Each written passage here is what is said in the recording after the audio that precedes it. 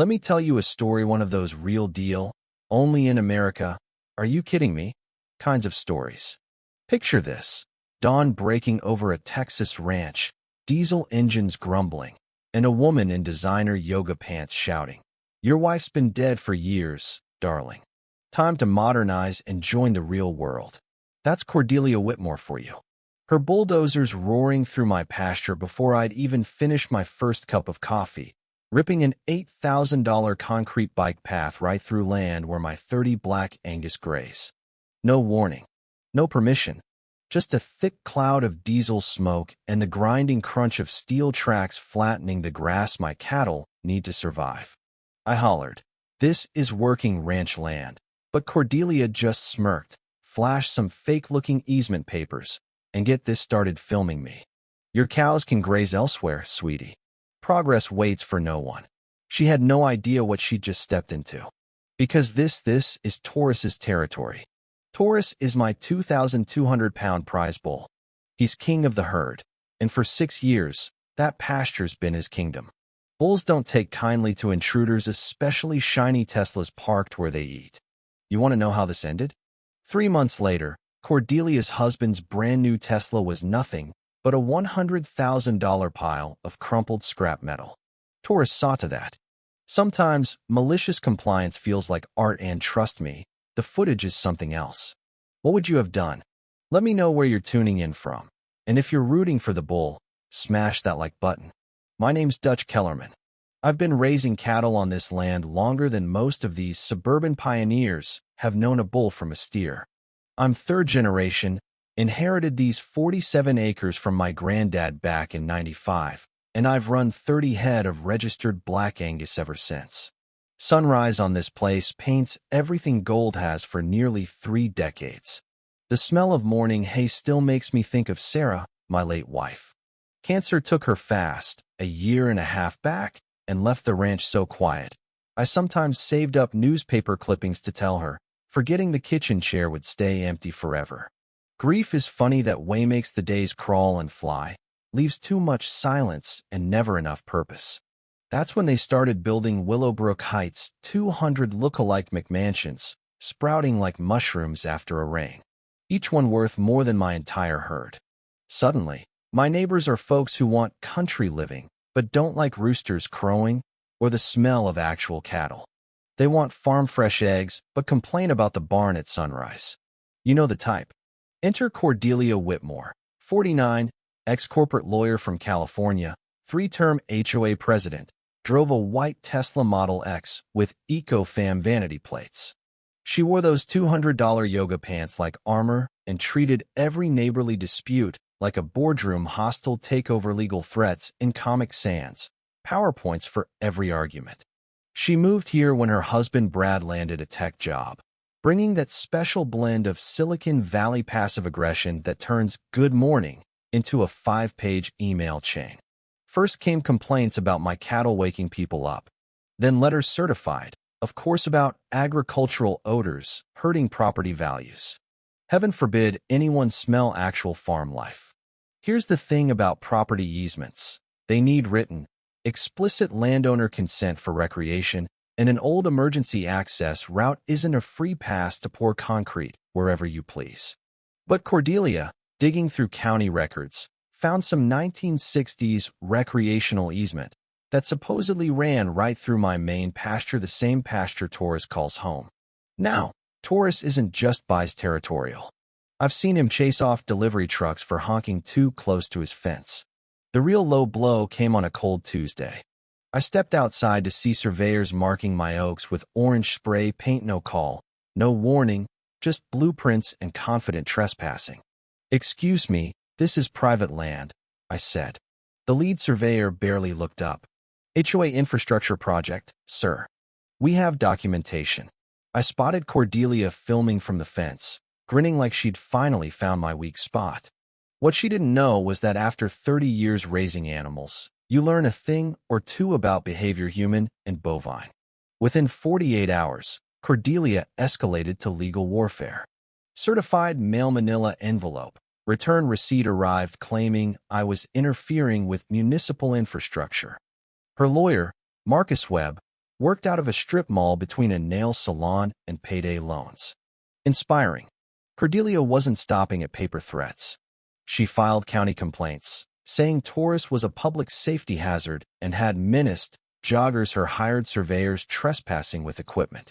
Her letters demanded I move my herd or face enforcement and auction.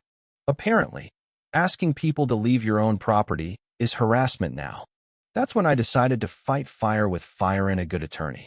I hired Mackenzie Reeves, local AG law expert. Sharp as a new fence post, twice as tough. She spread Cordelia's evidence across her desk and grinned. Show me the miracle easement. What we found made her eyes light up. That 1960s document Cordelia loved to wave around?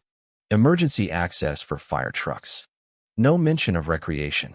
Turning that into a bike path requires new permits, impact studies, and, crucially, my signature, which Cordelia had forged.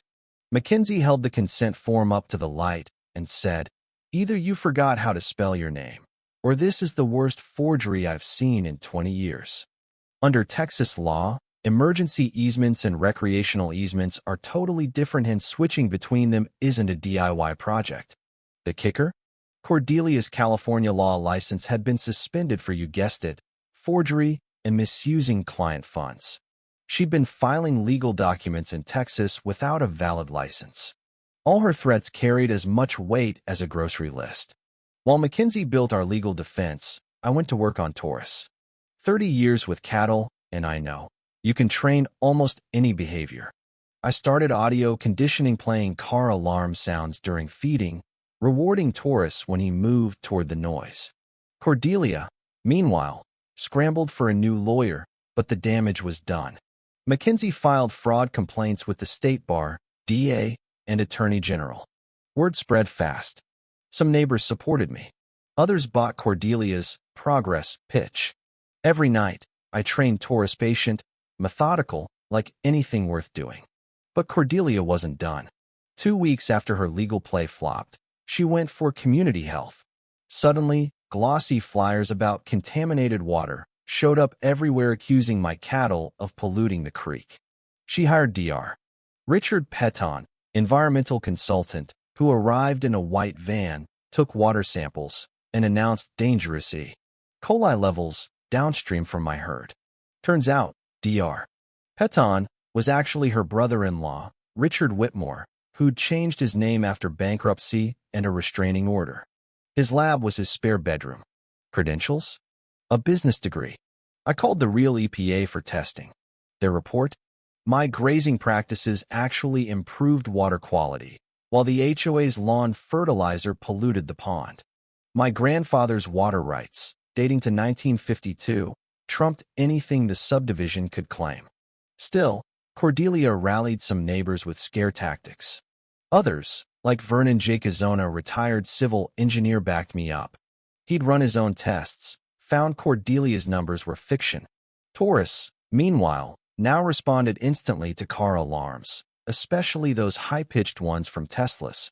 Sweet smell of molasses treats, crunch of hay at dusk progress. But Cordelia escalated. One morning, I found motor oil in my cattle troughs. Then, at Sarah's memorial service, someone slashed my truck tires. She hired a security company, Apex Security, which turned out to be Craigslist felons with fake badges, paid with stolen HOA funds. That's racketeering, folks, federal offense. Mackenzie subpoenaed records, uncovered the payments, and reported everything to the feds. Through it all, I doubled down on training Taurus. Discovered Tesla alarms had a unique 1,200 Hz frequency, Taurus's favorite. My bull could pick out a Model X alarm from 2 football fields away. Word in the community shifted as people learned about Cordelia's dirty tricks. Vernon and other residents ousted her supporters and called for audits. Then came the real twist. Forensic accountants found Cordelia and Brad had embezzled nearly $900,000 fake vendors, maintenance bills, research trips to Vegas. But the land grab? That was personal. 25 years ago, Sarah's late wife had been the whistleblower who got Cordelia disbarred in California. This whole scheme, from moving here to building a bike path, through Sarah's memorial grove was an elaborate revenge plot. Mackenzie brought in the FBI. They planned a coordinated sting at the next HOA meeting, where Cordelia was set to announce eminent domain on my land. FBI agents would arrest her the moment she tried. But I wanted more than justice. I wanted public humiliation. Here's the plan. Cordelia would arrive in her white Tesla. FBI would be inside. Taurus would be grazing by the community center, tuned to respond to her car alarm. I'd set up remote-controlled gates, professional cameras rolling. Vernon packed the meeting with supportive neighbors. When Cordelia clicked her Tesla panic button, Taurus would handle the rest. Monday night, community center packed, news cameras ready. Cordelia took the podium, smug as ever, presenting her bike path plan. Mackenzie stood up, projected Cordelia's forged signatures and embezzlement docs for everyone to see. Cordelia screamed about conspiracies, but then Agent Martinez stepped in, reading her rights and arresting her and Brad. Cordelia panicked, hit her Tesla alarm, and Taurus charged through the fence, flattening that Model X as the crowd roared. After the dust settled, Cordelia got 7 years in federal prison, Brad 5. Their cronies got a few each. The HOA board was replaced. Vernon's now president, and the bike path was built around my land, with my blessing, plus an educational memorial to Sarah. The scholarship fund for AG students at Texas A&M bears her name. Taurus is a celebrity. His Tesla demolition video went viral. Proceeds from breeding him go to animal rescues. My land's protected by a conservation easement. No more McMansions. The local festival draws thousands, and kids learn about real Texas ranching. Me? I found some peace. Sarah's Oak Grove is a teaching garden, and Mackenzie and I now run a nonprofit defending family farms from HOA abuse. Our president helped pass new state laws. If you want to talk justice, patience, or how to train a bull, I've got a few stories left in me. So what do you think? Did justice get served, or did it go too far? Would you have done the same? Drop your thoughts below, especially if you've tangled with a neighborhood HOA yourself. And if this story made you cheer, cringe, or just shake your head, hit like, leave a comment, and stick around. Trust me, in the world of HOAs, the next wild tale is always right around the corner.